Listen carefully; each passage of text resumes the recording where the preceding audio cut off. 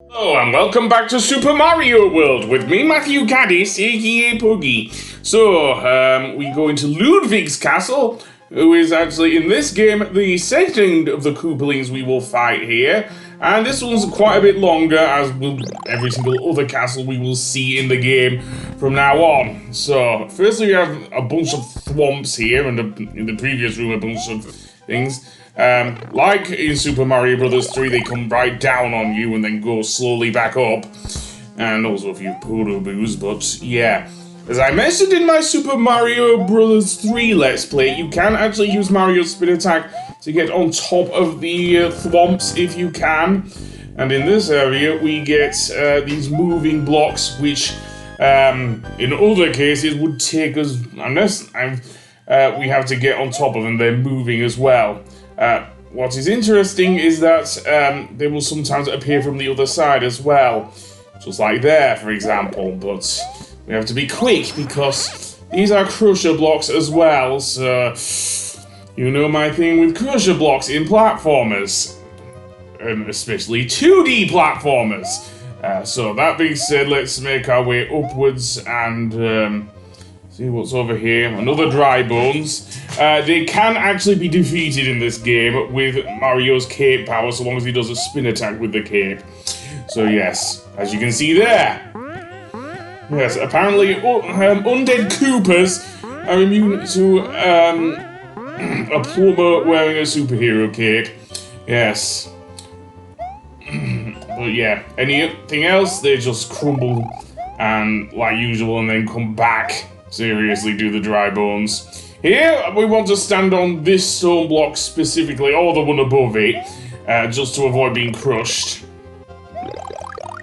Other than that, well, we have a bunch more Koopas, well, dry bones even, and sadly, because I lost my cape to the, I don't know if it was the one above, it means I'll have to deal with them accordingly. Though I do at least get to hear the full version of the castle theme at least, which, honestly, is easily one of my favorite themes in any Mario game, seriously.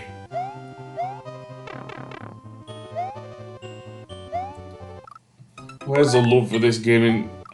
Certainly after that, but yeah, I actually like this theme. It was also used in the Super Mario Bros. Super Mario World cartoon as well. The only downside is that it did kind of seem a bit more nuanced in places. Seriously, compared to here. It didn't sound as creepy here. It just sounded a bit more cartoony, but they did keep most of the main melody at least. And they didn't keep the rather long intro though.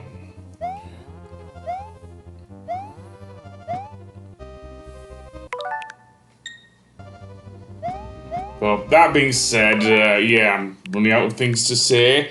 As usual, because in this area we can see some spikes, and we don't want to go down there in case Mario gets impaled on them, or gets crushed, whichever way. Anyway, let's get to Ludwig von Koopa. Actually, no, it's not Ludwig, what am I saying? That's the next one. Sorry, I'm being an idiot. No, it's Morton Koopa Jr. who's next.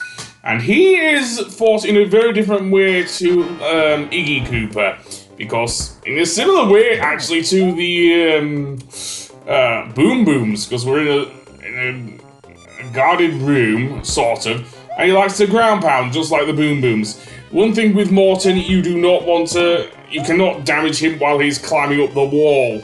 And then he will do a giant ground pound, just like Roy and Ludwig did in Super Mario Bros. 3. And likewise with Super Mario Bros. 3, you can jump out of the way when he does that. Granted, it's not easy to do that, but it can be done. Anyway, that being said, let's move on to the next world. Though not before we see the castle gang, of course. So, we saw Mario just kicking it. Let's see what he does here. Well, it basically kicks the castle. How does that work? And ground pounds it. Seriously. But, yeah, that's another Koopaling down. I was wrong. Ludwig is the next Koopaling we face, so he's the third one in this case.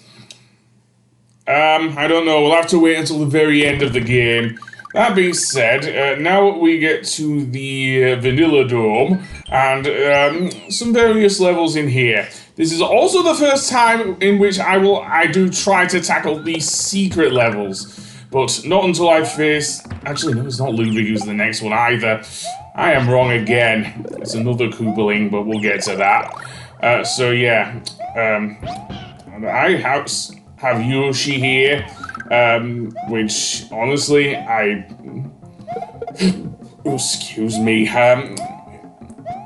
he can easily fall to some of the enemies in here, especially the swoopers. The swoopers themselves, yeah. If he swallows a purple Koopa shell, however, Yoshi can actually fly! Seriously! I know he did have the flutter jump in late against Yoshi, but yeah. Apparently Yoshi can actually fly, which is actually quite awesome. Is there anything this dino, or Yoshi, because it's his own species now, can't do? Well, still afraid of various enemies. Don't know what would happen if I healed that one. I think it would end up with him getting the flame power up, as we saw earlier in the game, and we were going through the thing. So that being said, no, I don't want to lose Yoshi. I like him too much to do that. You can flip the Buzzy Beetles on their backs, if you can. Though with Yoshi, he just stomps them. Okay, well, I don't have to worry about that paratrooper nor doing a Yoshi jump. What I mean by Yoshi jump, I mean the boost jump with Yoshi, practically killing him. Seriously, that's kind of morbid, actually, now that I think about it. And here we have a lava pool and a superstar, and we can use the superstar to barrel through the Buzzy Beetles and get a few one-ups if we can. If I hadn't missed that paratrooper there. But never mind. And yeah, eat him, squash him, yada yada yada. So let's see. I want to go up here, I think. It's the only way up, actually. So yes, I do. So why am I flipping both? I do not know, because that's stupid of me. Then head to the right, and over here we have some... I don't know what these guys are. Spike tops? Yep. I don't know if Yoshi can jump. I think he can, but no, he can't. Only off their sides. Otherwise, he'll get thrown off again, just like with the swoopers earlier in this level. So yeah.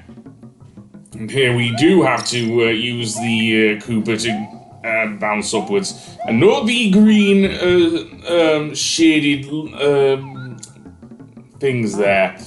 They are necessary a bit later for the next Switch Palace. Yes, it's for the green blocks is the next Switch Palace, but I won't be tackling that until we get past the next Koopaling. Unfortunately, I had to abandon Yoshi here because I couldn't get through otherwise. Sorry, Yoshi! Anyway, that being said, let's go to the next level, which is a water level, seemingly. Vanilla Dome 2. Well, actually, no, it's a cave level with water, but there's a lot of it. And I kind of feel sorry for the cheap, seriously. They're out of water and they're flopping about. How long before they die, given that they're practically fish? I don't know, but same thing applies with water levels. Enemies cannot be killed except with the fire flower. And over here's another beanstalk inside this block. And up we go. And fall back down again, yay! But anyway, yeah. And then some more things. Yeah, I'm not that great with the aiming with the fire flower. Seriously. Up there. Well, yet another cape power-up, of course. Oh, the cape power-up also works, but only up close, of course. Yeah, I'm probably better off using the fire flower in underwater. Well, this charging chuck has the right idea, I think. Barreling through the blocks. Seriously, we can use these guys to our advantage. Seriously. And they don't stop till the charging truck, seriously. They do. They're coming for you. They have the ability, unlike some other Koopas, to jump. Seriously. Koopa football players? Or something. But never mind that. Let's go through here. Though in our case, it would be rugby, not football. Yeah, our football is the American soccer, really. In Britain, seriously. Anyway, that being said, I think we've completed this level, so on the next episode, we'll tackle the ghost house and maybe the next Koopaling. So I'll see you then. Goodbye!